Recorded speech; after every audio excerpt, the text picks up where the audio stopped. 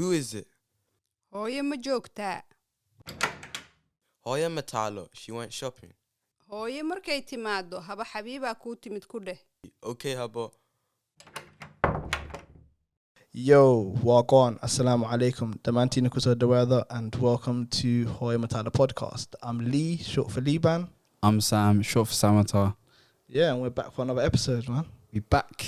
We're back, baby. Back for another episode. Yeah. And this week we've got a young lady from the neighborhood, from the community on, a young sister who attended the same school as us and who went to Oxford University and has graduated. So do you want to introduce yourself? Yeah, so it's very nice to be here. But yeah, like Liban mentioned, I've just graduated, just completed a degree in law from the University of Oxford. I started in 2018 and I've now just finished up in 2021. So yeah, I thought it'd be a good opportunity to come here, have a bit of a discussion about Oxford in itself, like a little bit about my experience, the application process, and sort of see if I can give some tips and some advice to sort of people in that 18-year-old position, you know, that same position I was in a few years ago. So when the time came for you to apply, like how did you get most of your knowledge? Like who was the person that informed you on the procedure of how to apply? For me, it was a bit of a last minute decision to apply. Obviously, for those of you that are familiar with like the UK process, you get 5 spots, 5 universities to pick. And I'd chosen my 5 universities. And originally Oxford actually wasn't on it. And it was sort of a very last minute decision. It was a very it actually ended up, practically speaking, I had 3 universities that were in London and the 2 outside of London, and one was a bit too far. So I was trying to look for like universities within a certain radius, and it just so happened that Oxford was one of them, and I had the predicted grades to apply. So I had a tutor that was like, you might as well put in an application. So I rushed the personal statement in sort of a couple of days, got some people to look it over, and in terms of just like advice for the application process, you know, I went to a 6th form. So obviously, as Lee mentioned, we all three of us. Yeah, all three of us. Yeah. All 3 of us, just stop joking. We went to the same secondary school, which, as far as I'm aware, it doesn't necessarily have, correct me if I'm wrong, it didn't really have a strong record for sending anyone to Oxford, really. I think there was one boy I knew of that went to Cambridge, I think the year before I started, or maybe the year I started. I think you lot might know that a bit better. He was in my academic year. There was actually one, funny enough, he was Somali too. Yeah, actually. Yeah, so it was actually himself. He went actually to Cambridge, and then it was you. Yeah. So yeah, we don't really have a strong track record. Yeah, so but the difference was obviously he completed 6th form at the school, whereas I didn't. Okay. So this is so a bit of background. I started year 7, same school as these 2 guys. I don't know how you lot would describe it. I would describe it as a pretty average state comp school in London, maybe slightly below average in terms of grades and stuff. Mm-hmm. Absolutely. I wouldn't say it was, you know, academically it wasn't fantastic. It wasn't great. It was pretty average, if not probably actually kind of below average. Probably was. Yeah, got a lot better when I first joined, and then it got a lot worse again, just for things. So like it was a very sort of, if you think average London school kind of vibe. And then I didn't really I didn't really know anyone that I knew people. I think I don't know. I think the school did produce a few people going to like pretty good unis, but it wasn't very common. Did you know anyone? Like, did you personally know anybody that went to like a Uxbridge University on? No. So the way it was for me, like I'd never thought about any of this until basically I was really lucky. I had a really like great teacher in year 9. So before that, you want to give a shout out to that teacher? I'm still actually in contact with the. Oh really? Teacher. Yeah, all right. Like, what department was it? Like English teacher? So I had an English. It's always the English teacher. It's always the English teacher. Always an English teacher. But yeah, so like Yeah. before that, I don't think I'd ever considered it. But what the school we went to had really strong teach first links. Definitely. Yeah, That's one So thing I can all of- agree on. yeah, Yeah. all of our teachers will sort of teach first, and teach first is very much, you know, these very young, excitable, like Exactly. driven like teachers.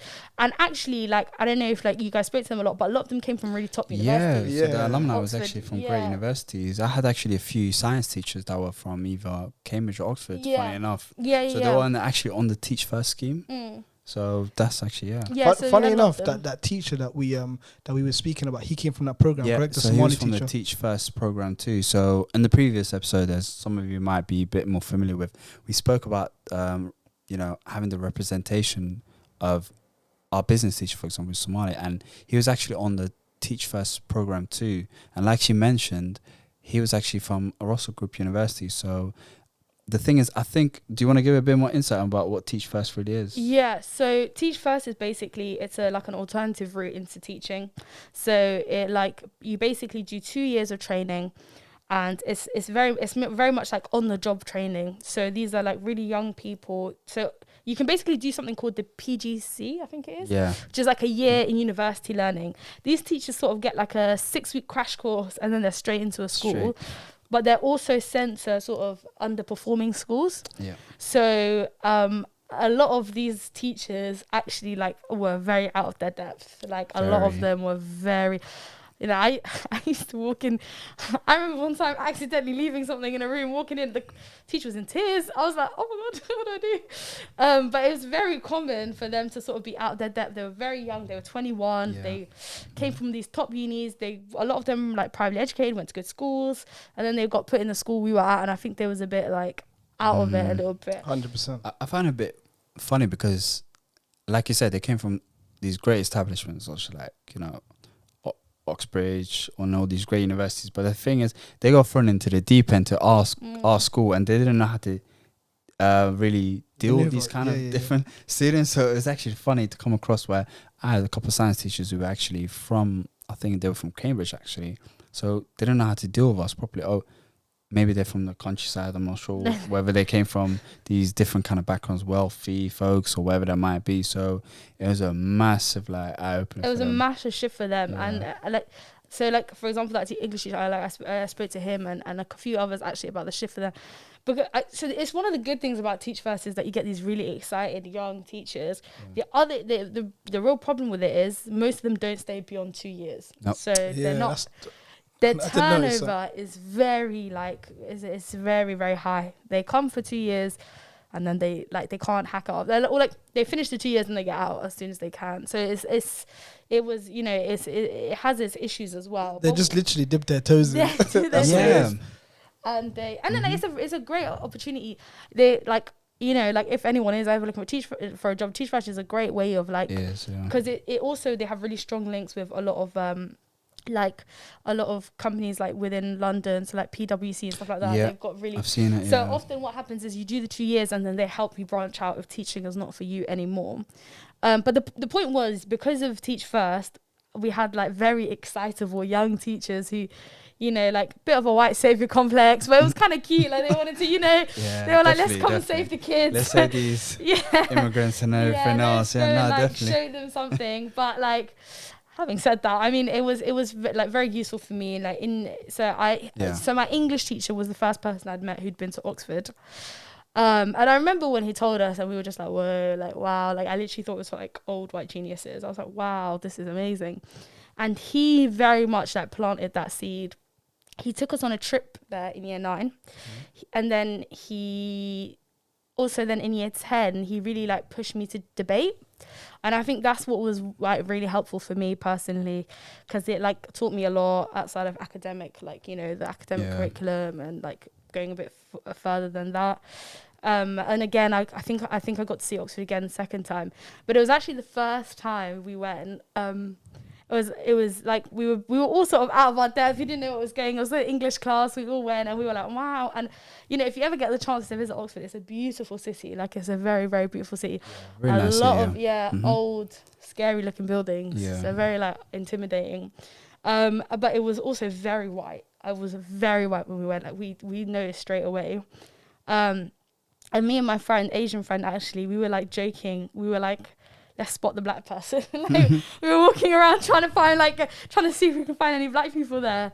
And funnily enough, the first black person I saw was a Somali boy. And it was, we were in a college. We were in a college called Hartford, and we were sort of sat at the dining hall, and he came over to me, actually. He came over to us, sat with us, and he was so lovely, like a really nice guy. He was just like, yeah, like obviously, like he was like, yeah, you're Somali. Like I obviously recognized I was Somali straight away. And I was with friends, and he sat and he spoke to us for a little while, and he was really great. And it was like a proper like eye-opening experience for me, I think, because it was like, oh wow, like he's just like me, and he's here. There's no reason, and so it's because it's what you guys were talking about, like representation and why it matters. Because it was, you know, like my English teacher and obviously other teachers had said before, like this is obviously something within your grasp. Yeah. But when I saw someone there that was just like me, telling me, no, like yeah, it's completely within your grasp. At 13 years old, that was like very, like a key point for my like trajectory from there on in. But then, after that, like, I'm not gonna lie, I kind of forgot about Oxford for a little while. Forgot about that shit. Like, I think I got to year 11, and basically I had to make the choice about whether to stay at the school that you two were at, or whether to move on to another school. And it was a bit of a difficult one because like a lot of my friends were staying. But actually, funnily enough, what I had was, so the school at the time was going through a lot of changes, like negative changes. It was kind of in not a great place. A lot of teachers had left at that point. A lot of the teachers I had for years, the English teacher, all of my teachers had basically gone. And for the few that were remaining, actually a lot of them like told me to leave. Like a lot of them pulled me aside, me and a couple of friends that they saw potential in, and they were like, look, this is not the place for you, leave, like go elsewhere. And in the end, I made the decision to leave because basically I couldn't study the subjects I wanted to study at the school. And then also, you know, I don't know, maybe I was looking for something new because we really, me in a group, like nobody had from my school had actually ever gone to the sixth form we ended up at. Yeah. It wasn't really in our borough. It was a bit further out. So wait, like at that point there, like when you're going into sixth form, do you have Oxford in your mind? No, not at yet. all. Not at all. Like I think the important thing it did for me was actually it just made me think about university, because one of the things you'll find is often students that go to like, you know, these private schools or other schools, these conversations and these thoughts and stuff, they've been having it for years and years and years. You know, I just never really thought about my life beyond my town and beyond. Like, I didn't think about the future. I didn't think 5 years on from now, like, what am I going to be doing? Where am I going to be going? And actually, one of the things was I didn't see that many people like going to like for me, a lot of the people I knew that were going to university were sort of my generation. So I didn't like, in terms of like parents and stuff like that, I didn't really know many like professionals or like a lot of people that work in the healthcare industry and things like that. So it's like, it wasn't really, these weren't thoughts going through my head. Like, I obviously knew academically I wasn't not bright. I was obviously like did quite well and stuff, but it just wasn't the, like, you know, 13 years of age, like these thoughts weren't really in my head. But I think what happened was I basically was aware at that point that I could probably do quite well. Like I could probably go to a university that's quite good. And that's something I should think about. It wasn't necessarily Oxbridge at all at that point. Even when I was sitting my GCSEs, to be honest, I wouldn't say I was that serious of a student. Like, I have to admit, like, for me, like a lot of it, like at the time, I was quite lucky. Academically, things came a bit easier to me, I think. Like, because often, you know, you'll hear the rhetoric of like I worked really hard to get here and blah, blah, blah, blah. Of course, yeah, you hear it all the time. Yeah, but like, obviously, I think it comes easier to some people than it does some. You know, Yeah, I'm course, not a naturally athletic person, obviously. Yeah. But like for some people, but for some people, obviously, that's something that they can do. Yeah. Academically, I knew that I grasped things quite quickly compared to other people. So things with GCSEs, for example, like it wasn't like I was working really hard and putting in loads of work and I knew where I wanted to be. Alhamdulillah, like it came quite easy. I probably could have done much better than I did, but like I did completely fine. And so like it was one of them. But then when I got to A-level, and this is one of the key things I realized actually is it wasn't necessarily that the standard of teaching at the secondary school we were at was bad. We had fantastic teachers and they were really, really like good and excitable. It was the culture shift You know, like I came into this really big sixth form college in Harrow. It's called St. Dominic Sixth Form College. So it was actually a Catholic sixth form college, but it wasn't very Catholic at all. There was nothing Catholic about it. But it was a very different academic environment. It had a lot of students from the private schools, local private schools, and like the sister schools, and like there was a real like academic, like people wanted to do well, people wanted to go to top universities. So did that drive you to do better? Oh, 100%. And like, was there like a shock factor at first, and did it take you long to adjust? Like I think what I realized very quickly is actually like I was on at that point I realized I was on a slightly different trajectory than some of my friends who'd stayed behind at my, because I think very quickly I had to adjust and be like, oh, okay, well, after, you know, this is really a step up. And actually, like, I had a lot of friends that from like the previous school that dropped out first year of A level. Like I think it was quite common for people to drop out, like yeah, absolutely, in year 12. So I had a lot of friends that dropped out, and you know, I think that shift, I think I realized quite quickly, like, the shift was different for me at this school. Like I had to work harder. I mean, I still won't say I worked that hard, but I had an environment of people around me. I had great friends, and it did make me sort of, and like, just, you know, like there's certain things, like, you know, like in secondary school I was late all the time. Like I was late daily. I mean, to be fair, I was late in sixth form too, but like at the beginning I wasn't, you know.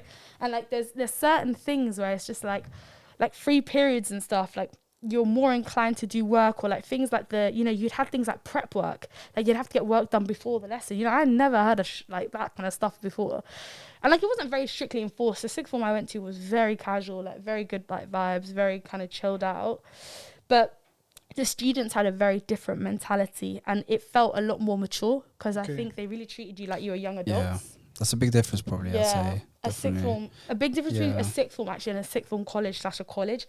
With a sixth form college or a college, they really treat you much older. Like there's no dress code, there's no you have to be here for these free periods. You can come and go as you please. You're an independent adult. You do as you please at that point, you know.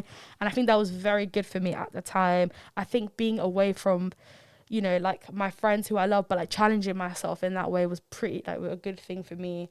And at the end of basically in my first year of AS, I did pretty well. So in that year, I got 3 A's and a C. So the C was actually a failed statistic exam. I actually got U in my stats exam. So, you know, who knows? You know, you can get U's and still get into Oxford. But I got, for the grades I needed, for the 3 I needed, I got 3 A's.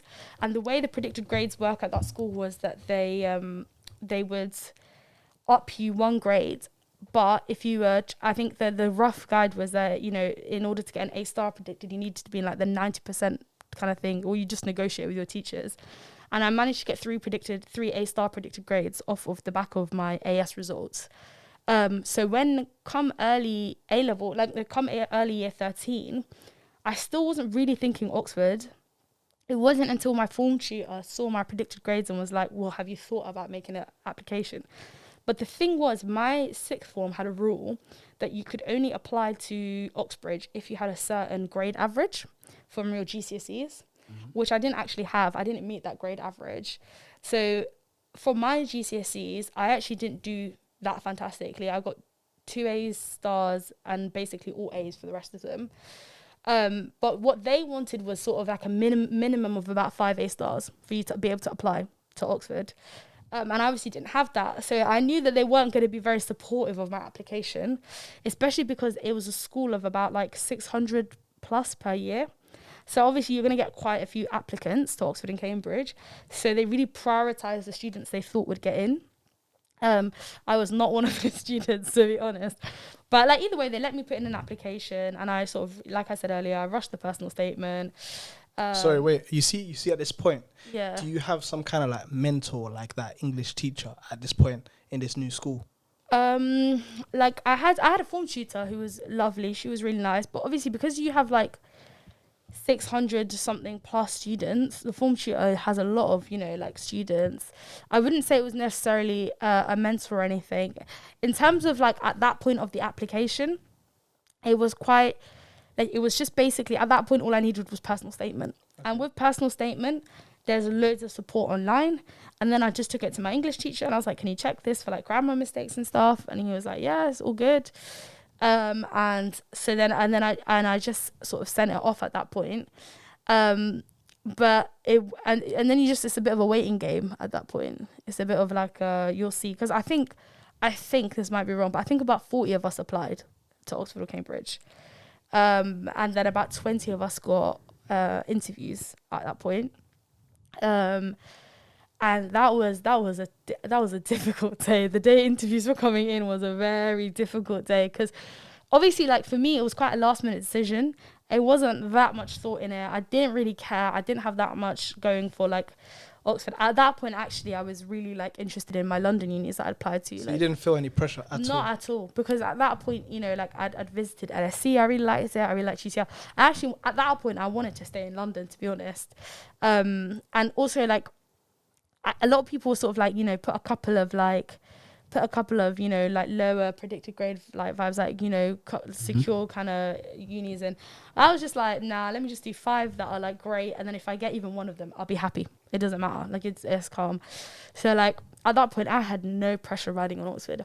But obviously, like I said, there are a lot of students at this school who'd been to very good schools before, whose parents had been to Oxbridge, or whose parents were expecting very big things from them. And it come interview day. So this was the day we found out. So the way Oxford works is you send in it's an early application. So you send in your personal statement earlier than everyone else. And then you find out if you have an interview. And basically the day we were finding out interviews, it was really big, because it will come any time in the day. You get the email any time in the day. And I know I had a friend, it was really, really, really awkward, because she actually helped me with my application. Like, she was so amazing, and she had fantastic grades and everything. It's a bit of a luck thing. Like, at one point, it is a bit of a luck thing, because at this point, they haven't met you. They can't say we didn't want to take you because we didn't think you'd excel. They're just looking at certain things. Like, they can only see you on paper. Do you know what I mean? Yeah. So obviously, come results day, interview day, I got my email in, and I actually got an email response from a college I didn't apply to. So the way, if any of you don't know, like, the way Oxford works is it's one whole university, but it's split into about 40 mini universities, like 40 mini colleges. So that's where you have your accommodation, where you sleep, where you have most of your lessons, most of your social life, and they're all dotted around the city. And you apply to one, or you can apply open, so they'll just drop you off wherever there's a spot. And I applied to the one where I met the Somali boy, obviously, because coincidence, yeah. That's the only, and because my English teacher went to that one. Oh, right, yeah. And then also, actually, because, so you know how Uxbridge High, I said, like, we didn't, or the school we went to, it was obvious now. You've learned the cover now. if it wasn't already obvious, sorry guys.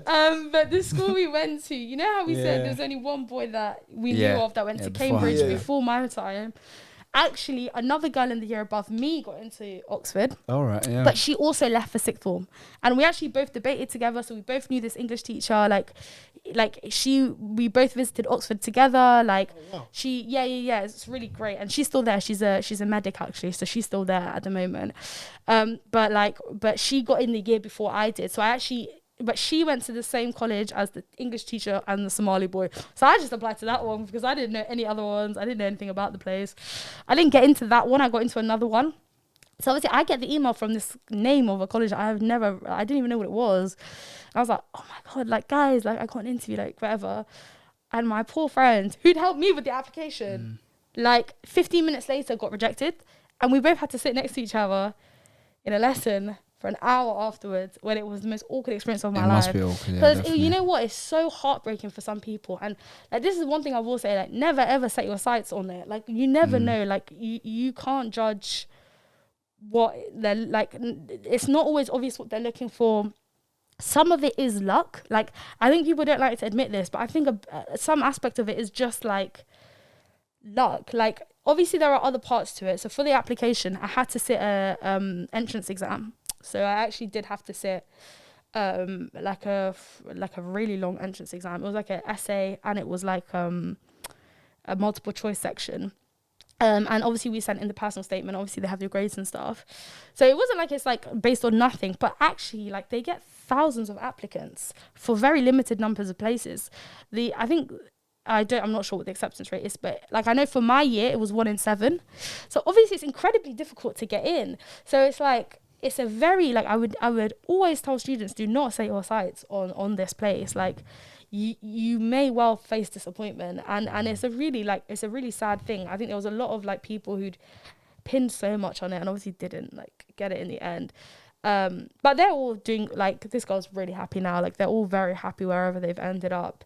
But yeah, then it was like post interview. I got to my interview, which the interview is like a really great opportunity because you get to go there, you get to go to the city.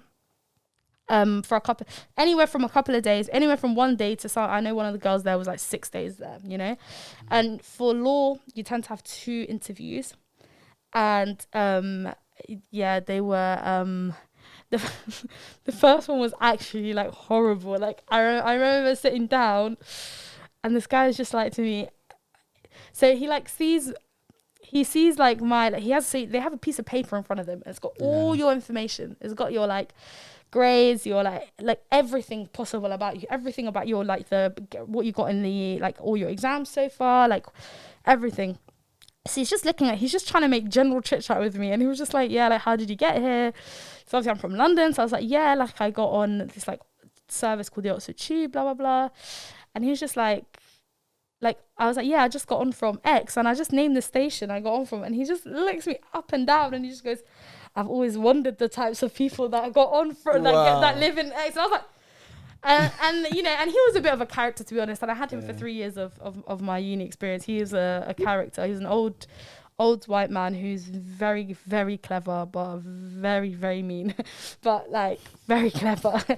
And he psyched me out. Like then literally one of the first question I get, what are you gonna get at the end of your exams? Like, and I was like, well, you have my predicted grades in front of you. He was just, and it's very like it was like, and then he was like, you know, like even his general chit chat questions were like him trying to psych you out. It was like, what was the last book you read? And I was like, I don't know, like, and I accidentally named a book I hadn't read for like a year. I hadn't even finished the book. I just named a random book. I was like, blah, blah, blah.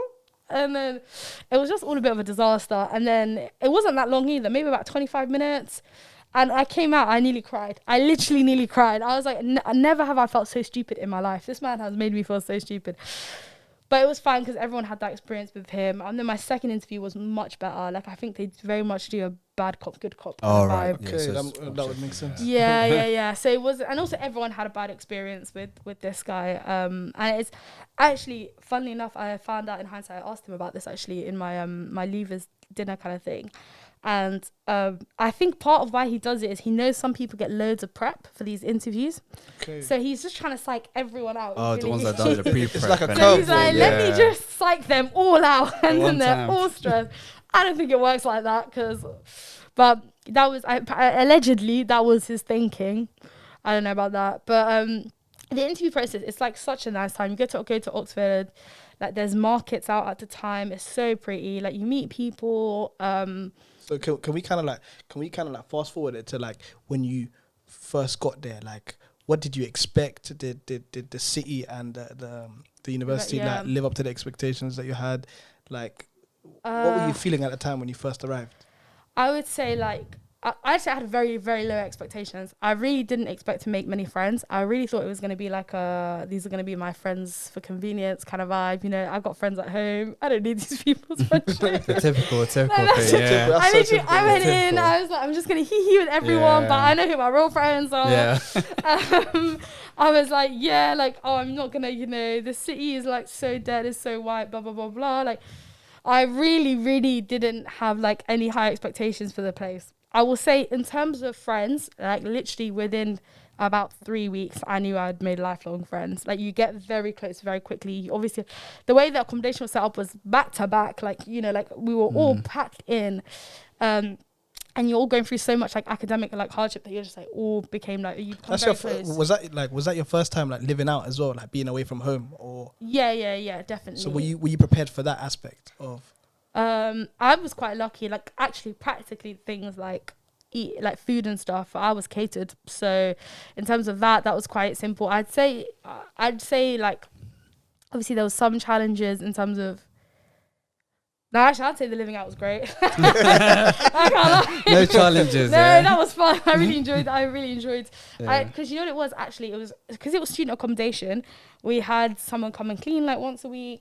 Yeah. Actually, no, more than that in first year. We had cleaners. Yeah, more than that. We had someone come. Wow. Well, we had someone take our bins out, and I'm not gonna lie. I genuinely think so. They're called scouts, and they're basically like your cleaners. They're really lovely. Like you become friends with them, but I think they're just there to check that people are like mentally okay, like insane. Like, I think they're usually like they usually will like snitch on you. If, Were they there like throughout your whole time? Like different ones. Different ones, So okay. like my final year ones were like lovely. Like you make good friends with them. Like you see them like every day. But like yeah, so like that in terms of that, it was really easy. I'd say the one thing though, I wrongly expected, and I was in for a real shock, was the academic workload. So obviously most unis you start off with a freshers week. Yeah. Literally the first full day I had there, I had an essay placed in front of they like go and do this essay, and literally like it was just so it's something called a gobbet. So it was just a paragraph with nothing, and it was just like it was something like comment on, and it was just, but it was the Roman law. I had no idea what was going on. Like I had literally no idea what it was. I realized very quickly I was academically out of my depth. I was like, oh my God, this is so hard. Like what the hell? So like, you know, meanwhile you've got all your friends, and you start later as well. So all your friends have had this like fun freshers week. They've met loads of people, like blah, blah, blah. You're literally in the library. I was in the library, like on day one. so like, wait, at what point did you meet like the? I'm assuming obviously you met Somalis there. Yeah. I met the Somalis. The Somalis. Met the Somalis. I'm trying to think. Do you know how that sounds? Yeah. I'm dead. The Somalians. Go Well, on. I'm trying to think if there was even an organised event in first year, if there was enough of us. Wait, there. did you have a society there at all? Like a Somali society? There was a Facebook page from a few years ago. I'm trying to think if anyone organised anything in first year, like, and so I happened to meet the two. Obviously, Somalis can recognise each other straight away. Yeah, Yeah. definitely. So I happened to meet two girls quite quickly, just like about. Those were the only, as far as I'm aware, those were the only two Somali girls across the university in my year. They were both like lovely girls. I'm trying to think of other Somalis. That was your first year, yeah? That was first year. I'm trying to think of other Somalis and how I met the other. You know what it was? It was a lot of word of mouth. There was a lot of like, you know, you meet one, they're like, oh, have you met X, Y, Z? Yeah. And you're like, oh yeah, where are they? Where do Word they on live? road. Hey, word on the road. This Yeah. was Somali. We spotted one. Yeah, no, literally, it'll be like, oh, I've met 3 of the boys. Oh, you know, there's another 6. Oh, no way, where did they go? Like, blah, blah, blah, blah. Do you think someone hiding perhaps? And they were just starting a whole new life up in Oxford saying, I'm not a Somali no more. No, not really. I think no. I think not really. I think. You know what? I've never met a Somali who's not happy to meet another Somali. Yeah, I've that's never one met thing a I'd Somali give, who's yeah. not like excited to meet. Or it's like a thing. Like when you meet another. Do you know what I mean? Yeah, Like, Somali number, man. Come on, Yeah. man. yeah, it's never like a big. But yeah, it's always like quite an easy way of talking to someone. There just wasn't that many of them, to be honest. I think my year group, the cohort I started with, I think it was 2 other Somali girls and maybe I'm just throwing a number out there, maybe like 6 boys. I don't know if that's true. I can't even remember them. Because they didn't all finish with me now, if that makes sense. Some of them have stayed on for longer, whatever. And this isn't across the university. This is just within the year I'd started with. I'd say there was about 5 or 6 boys, maybe less, maybe more, and then and then 3 of us girls that started together. But they were all like great. Like I really like. I've not really had bad experiences with the Somalis in Oxford. All very different, but I just find it funny how you address them like the Somalis. I can't help it, bro. Yeah. I can't help it. I love it. What was it like when you got accepted right into Oxford, and the perception you got from maybe the community itself? Because of course now you're in Oxford, and you know how Somalis are. Your mother's probably gonna say, "Yes, my daughter goes to Oxford now." So did you not get people that actually came to you and do you know people what were directed to the news spreads quick, and so I'm not a very public person. If it's not obvious. I'm not a very public person, And I like to, I like to keep my business quite quiet. But you know what it was? I remember one time I was at a friend's birthday, and this was when I was at the college, right? Yeah. And it was one of the boys from our school was there, but he was year above me. I vaguely knew him through like a bit of debating or something. I really didn't know him that well. I knew his name. And he was just like, yeah, like I heard you went to Oxford. And I was like, yeah, how did you hear about that, by the way? Like, and he names a name of a person who I've never spoken to in my life. I was like, I don't know who that person is either. Like, oh my God, no. On the day before my results day for finding out if I got in or not, I was celebrating with friends. Like, we were just at this thing, friend's house. We were all just like, you know what, whatever happens tomorrow, good vibes. I got on a bus and I was going home, and a Somali girl that I knew from Duxie, actually, haven't spoken to her in years, by the way. I was not trying to talk. I was like, it was late. I was just kind of like trying to get home. She sits next to me. She's like, how'd you get to Oxford? And I was like, how could you possibly have heard about that? I was like, yeah, because obviously we weren't the same school, not the same friendship group, haven't spoken to her in years. Like, I was like, yeah, like who told you about that one? So I think without me knowing, the news clearly like had spread a bit. Became quite famous then. Well, no, I like to think no. I like to think not in the general community, but I think within certain, like, one of the things I will say, like, for example, so obviously I went to a Catholic sixth form. Wasn't very Catholic. It was just by name. Like, there was nothing Catholic about that place, and also it was actually majority Asian. I think it was 60% Asian or something. Then like something like 20%. And obviously, wait, it's also outside of the borough that you grew up in. Yeah. So it's also not like, it's not that local to me. So funnily enough, when I applied, there was across the maybe like 650, 700 people, there was I think 4 Somali girls, I think, in my year. Maybe 3 or 4 Somali girls. No, there was 4. There was definitely 4. By the time I went back to visit, because I've been back a couple times to like help out with applications, I swear the first time I literally saw about 15 Somali girls just like walking around in the middle. You know what I mean? Like, I was just like there was so many Somali girls.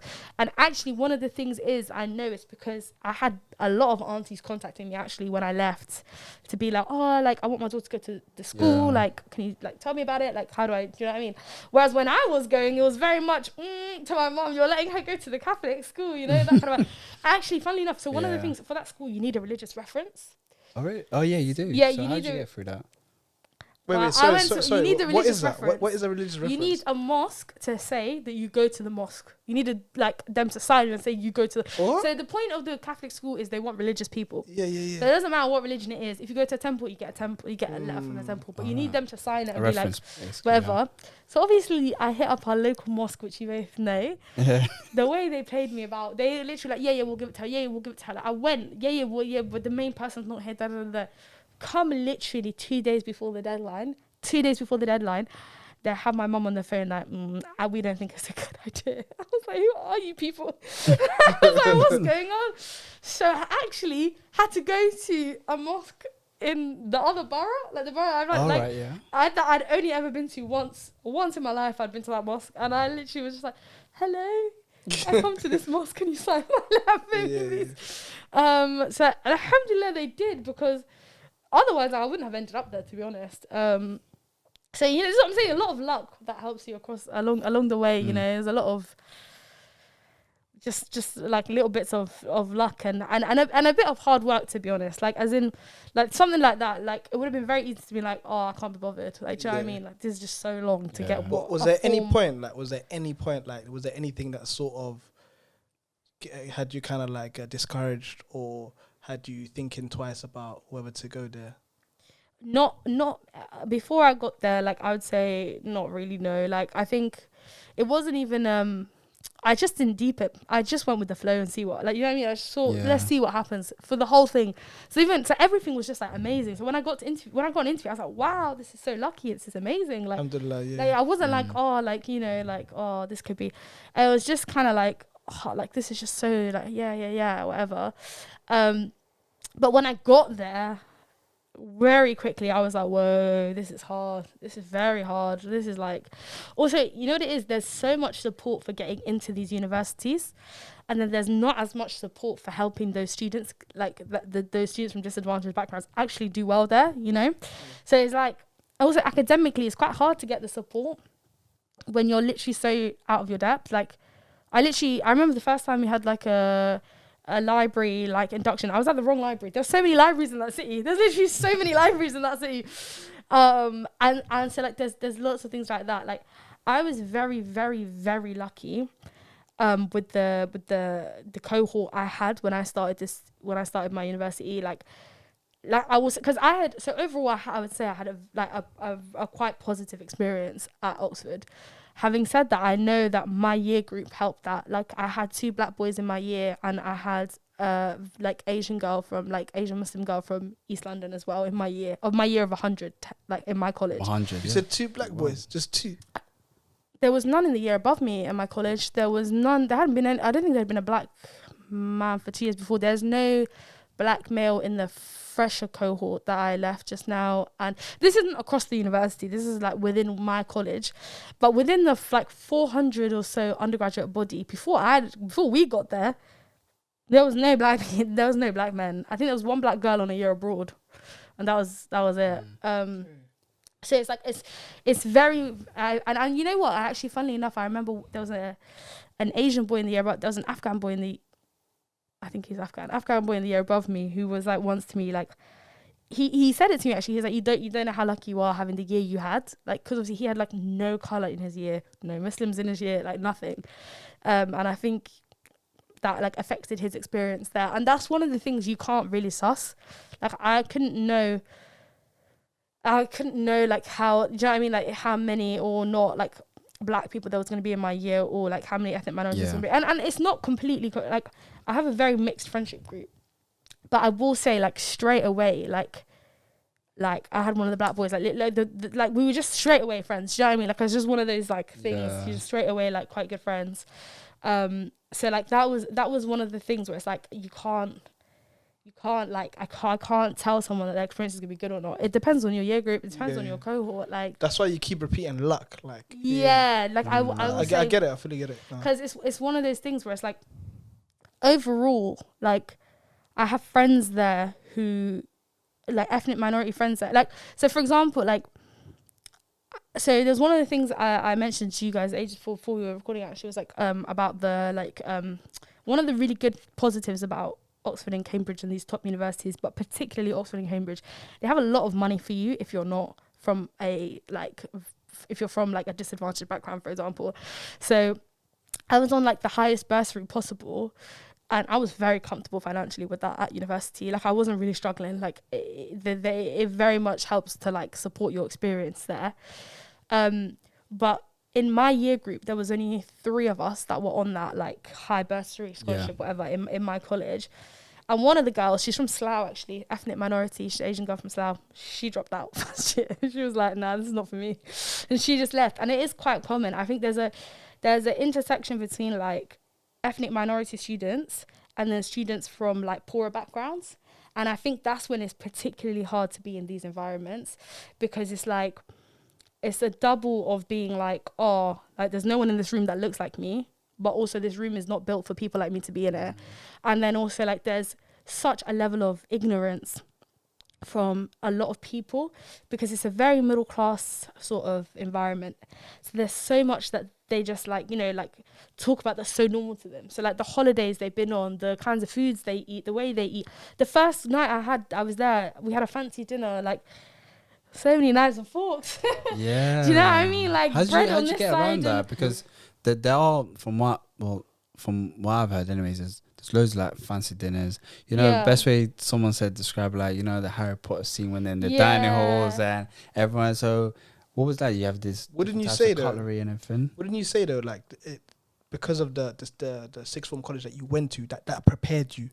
Like, would you not say that was the biggest thing? Oh, definitely. Like, I think if I'd gone from that secondary school to the Oxford, I would have struggled. It would have been like near impossible, I think, like genuinely, because just so much was out of my depth in respect of like everything social and stuff like that. Yeah. I will say the sixth form was good for like introducing me to middle class people. I'm not gonna lie. Like I don't think I knew anyone middle class at the school we went to. Like I genuinely, everyone was like working class background. Like even the white people were working class background. Like it was very different kinds of white people 100%. to the white people you encounter in these institutions. So it definitely helped in that respect. Also, I'd never met people from a private school, like before I got to the sixth form I went to, like, you know, and then you get there, it's like literally like half your year group is like privately educated. And like, it's you know what it is? You don't know it's different until you're there and you're like, wow, we've had very, very different upbringings. Yeah. And you have no idea. You think your life, they just think their life is normal. Like I thought my upbringing was normal. They think their upbringing was normal. But the problem is with them thinking that is like, you'll find a lot of these attitudes where it's like, you know, they. If you've got this far, continue listening to the full episode, available on all streaming platforms.